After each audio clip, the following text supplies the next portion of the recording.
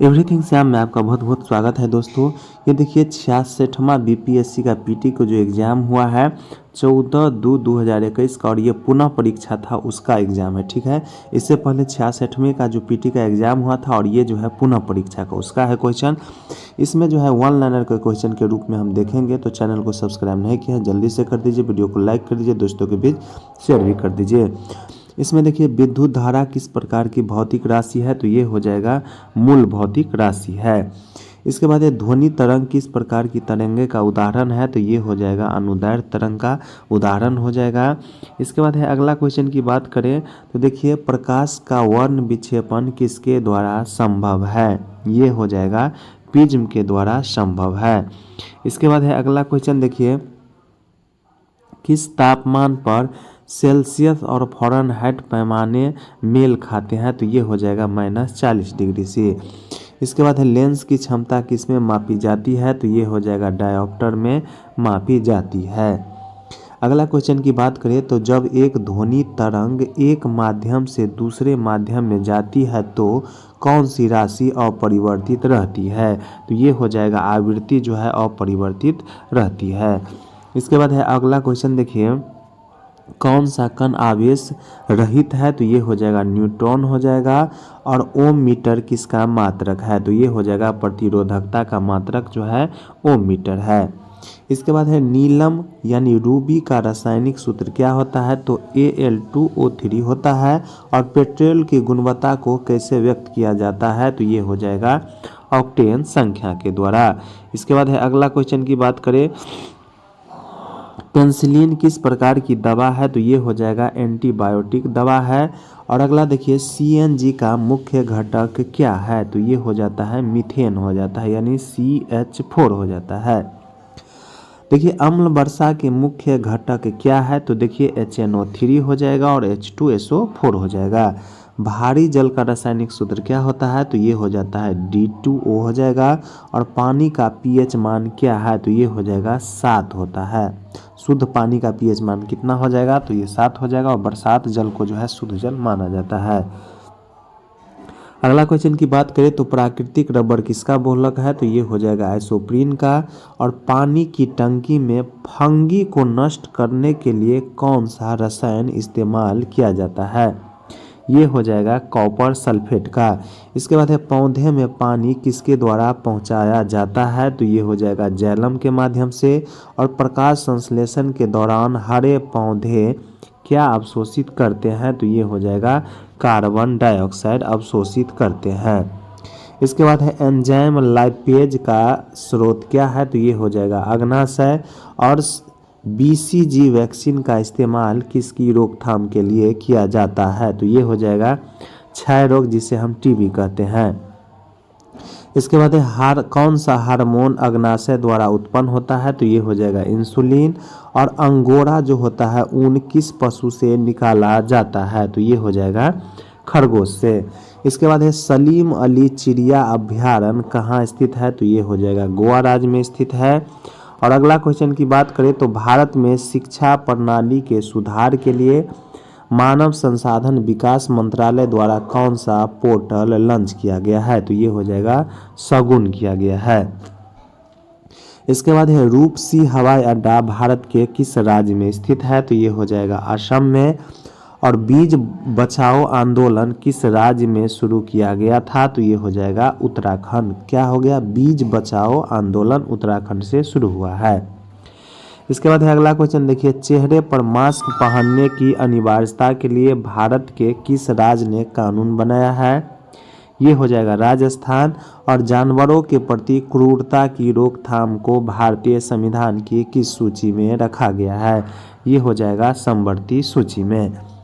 अगला क्वेश्चन देखिए राजस्थान में स्थित खत्री खाद्यान्न किसके लिए प्रसिद्ध है, तो ये हो जाएगा तांबा के लिए। और भारत में राष्ट्रीय सांख्यिकी दिवस कब मनाया जाता है, तो ये हो जाएगा 29 जून को। इसके बाद अगला देखिए अतफू प्रवाल द्वीप किस महासागर में स्थित है, तो अतफू प्रवाल द्वीप जो हो जाएगा प्रशांत महासागर में स्थित है। इसके बाद है अगला क्वेश्चन की बात करें तो इसमें देखिए भारत का किस देश के साथ स्वतंत्र आवागमन रेजिम है? तो ये हो जाएगा म्यांमार के साथ। यानी बहुत ही अच्छा क्वेश्चन है। भारत का जो है किस देश के साथ जो है स्वतंत्र जो है रेजिम है? तो ये हो जाएगा म्यांमार के साथ। और एक जो है नेपाल के भी साथ है। इसके बाद भारत और चीन के बीच प्रथम अनौपचारिक सम्मेलन कहाँ हुआ था? तो ये हो जाएगा वुहान में। और ट्रैक 1.5 कूटनीति क्या होती है? तो ये हो जाएगा सरकारी एवं गैर सरकारी कूटनीति हो जाएगा। इसके बाद है वर्ष 2000 ईस्वी में मेकांग गंगा सहयोग कहाँ शुरू हुआ था? तो ये हो जाएगा लाओस में। और किस देश का अहमदाबाद के साथ सिस्टम स्टेट संबंध है? तो सिस्टम स्टेट संबंध हो जाएगा जापान के साथ। और न्यूजीलैंड का प्रथम भारतीय मूल का मंत्री कौन था? यानी कौन बना है? ये हो जाएगा प्रियंका राधा कृष्ण हो जाएगा। इसके बाद अगला देखिए वर्ल्ड इकोनॉमिक आउटलुक इंडेक्स कौन प्रकाशित करता है? तो ये हो जाएगा IMF हो जाएगा।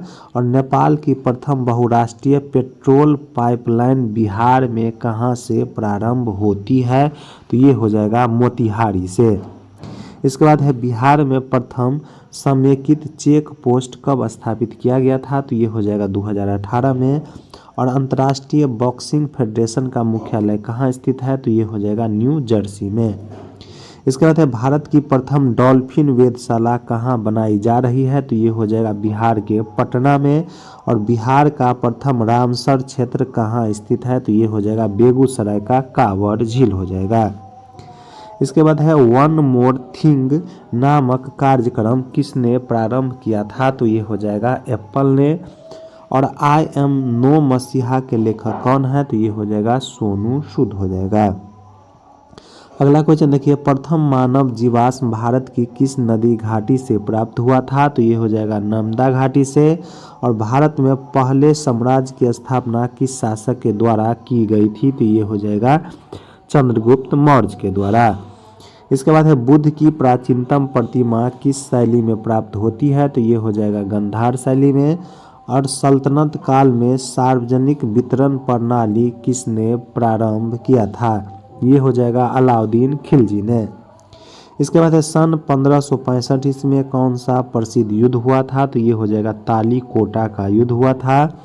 और अष्टप्रधान मंत्री परिषद के किसके राज्य संबंध में सहायता करती थी? तो ये हो जाएगा शिवाजी के। इसके बाद है भारत में ब्रिटिश साम्राज्य का संस्थापक कौन था? तो ये हो जाएगा लॉर्ड क्लाइव। 1857 की क्रांति सर्वप्रथम कहाँ से आरंभ हुई थी? तो ये हो जाएगा मेरठ से। इसके बाद है मुंडा विद्रोह का नेता कौन था? तो ये हो जाएगा बिरसा मुंडा। और आर्य समाज की स्थापना किसने किया था? तो ये हो जाएगा दयानंद सरस्वती ने।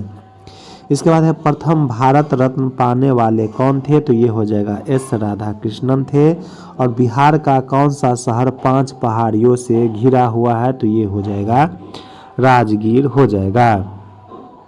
इसके बाद है भारत के प्रथम राष्ट्रपति डॉक्टर राजेंद्र प्रसाद किस राज्य से थे? तो ये हो जाएगा बिहार से। और बिहारी छात्र सम्मेलन का 16वां अधिवेशन कहाँ हुआ था? ये हो जाएगा हजारीबाग में। इसके बाद है बिहार के चिरांद नामक पुरास्थल की प्राचीनतम संस्कृति क्या है? तो ये हो जाएगा नौपाषाणिक सांस्कृतिक स्थल हो जाएगा। इसके बाद है अगला क्वेश्चन देखिए बाबा ठाकुर दास ने पटना में किस सोसाइटी की स्थापना की थी? तो ये हो जाएगा रामकृष्ण मिशन सोसाइटी की स्थापना की थी। और स्वतंत्रता पश्चात बिहार का प्रथम राज्यपाल कौन था? ये हो जाएगा जयराम दास दौलत राम। इसके बाद है उत्तरी अमेरिका में नियाग्रा जलप्रपात किन 2 झीलों के बीच स्थित है? तो ये हो जाएगा ओंटारियो झील और ईरी झील के बीच हो जाएगा। कौन सा जलप्रपात? नियाग्रा जलप्रपात कहाँ है? ये हो जाएगा उत्तरी अमेरिका और कनाडा के बीच हो जाएगा। इसके बाद अगला देखिए रूस के किस शहर को उत्तर का बेसिन कहा जाता है? तो उत्तर का बेसिन जो है सेंट पीटर्सबर्ग को कहा जाता है। और यूरोप में पिरेनीज पर्वत श्रृंखला किन 2 देशों को अलग करती है? तो ये हो जाएगा स्पेन और फ्रांस के। इसके बाद भारत में चंद्रा और भागा नदियाँ किस क्षेत्र में बहती है? तो ये हो जाएगा लाहौल में। और लाहौल कहाँ हो जाएगा, हिमाचल प्रदेश। यानी चंद्र और भागा जो नदी है लाहौल स्पीति में बहती है और ये हिमाचल प्रदेश में। इसके बाद है चंबल नदी पर राणा प्रताप सागर जल विद्युत परियोजना किस राज्य में स्थित है, तो ये हो जाएगा राजस्थान में। और भरमौर जनजातीय क्षेत्र किस प्रांत में स्थित है, तो ये हो जाएगा हिमाचल प्रदेश में। अगला देखिए जवाहरलाल नेहरू बंदरगाह किस राज्य में स्थित है, तो ये हो जाएगा महाराष्ट्र में और भारत का सबसे बड़ा बंदरगाह है। इसके बाद है भारत का कौन सा राज्य तांबे का सबसे बड़ा उत्पादक देश है, यानी राज्य होना चाहिए, तो ये हो जाएगा मध्य प्रदेश। इसके बाद है कश्मीर में पहलगांव किस नदी के किनारे बसा है, तो लिदर नदी के किनारे। ये हो जाएगा पहलगांव जो है जम्मू कश्मीर में लिदर नदी के किनारे, जबकि कहलगांव की बात करें तो ये बिहार के भागलपुर में हो जाएगा। इसके बाद अगला क्वेश्चन देखिए दंडकारण्य क्षेत्र किस राज्य में स्थित है, तो ये हो जाएगा छत्तीसगढ़ में। और बिहार में किस अनाज का प्रति हेक्टेयर उत्पादन सबसे अधिक है, तो ये हो जाएगा मक्का का। इसके बाद बिहार में मछली का उत्पादन करने वाले अग्रणी जिले कौन सा है, तो ये हो जाएगा मधुबनी और दरभंगा हो जाएगा। और उत्पादन क्षेत्र की दृष्टि से बिहार में शीर्ष श्रेणी रैंकिंग की दालें कौन सी है, तो ये हो जाएगा मूंग और मसूर हो जाएगा। इसके बाद है बिहार में गन्ना उत्पादन में अग्रणी जिला कौन सा है, तो ये हो जाएगा पश्चिमी चंपारण। और बिहार के किस जिले में सबसे अधिक नहर सिंचित क्षेत्र है, तो ये हो जाएगा रोहतास में हो जाएगा। इसके बाद अगला क्वेश्चन देखिए तो भारतीय कांग्रेस के द्वितीय मुस्लिम अध्यक्ष थे, ये हो जाएगा रहीमतुल्लाह मोहम्मद सयानी हो जाएगा। इसके बाद है संविधान सभा की प्रथम बैठक कब हुई थी, तो ये हो जाएगा 9 दिसंबर 1946 को। और अगला देखिए भारत के राष्ट्रपति के चुनाव मंडल में कौन कौन सम्मिलित होते हैं, तो इसमें जो होते हैं संसद के दोनों सदन यानी लोकसभा और राज्यसभा। इसके बाद है राज्य विधानसभाओं के सभी निर्वाचित सदस्य, तो राष्ट्रपति के चुनाव में इतना लोग भाग लेते हैं। इसके बाद है अगला क्वेश्चन की बात करें तो इंदिरा सहनी बनाम भारत संघ मुकदमे में सर्वोच्च न्यायालय का निर्णय किस विषय से संबंधित है, ये हो जाएगा सरकारी नौकरियों में अन्य पिछड़ा वर्ग का आरक्षण से।